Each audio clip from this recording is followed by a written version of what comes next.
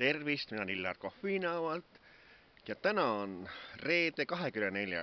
detsember aastal 2021 ehk siis täna on jõululaupäev ja ilm on, vaadake, kui kena talve kohta, lumi on maas, eks ole, ja selline praegu on vaikne.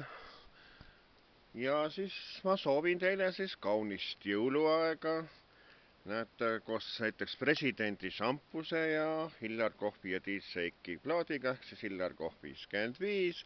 Ja mis on siis parem, kui näiteks kuulata tantsumuusikat või siis lüüa tantsu Hillar Kohv 55 plaadi saatel.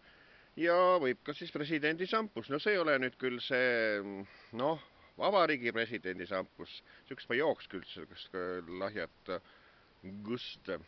Aga see on ansambli president poolt mulle siin aastad tagasi juba saadetud, nii et tervitan siis siinkohal ka Rein Laaneorg, ansamblis president, kes mul on presidendi šampuse saatnud, nii et keerutagem siis jalga ja olgem pühade aeg mõistlikud, ärge üle sööge, üle jooge ja ärge lolluse tehke, nii et nautige seda ilusat jõuluaega, mis on nagu siis ütleme, üleminek jälle taas selle valguse poole, nii et nüüd on see pime aeg nagu siis hakanud, sai läbi ja sõnaga pööripäev on toimunud ja nüüd läheb siis iga päevaga päev kukesammu võrra pikemaks, ehk siis näiteks 31. vana aasta õhtul juba 10 minutit päev pikem, nii et nautigem seda kaunist pühade aega ja olgem mõistlikud, terved, tublid, nii soovitan mina, Hillar Kohvinaualt.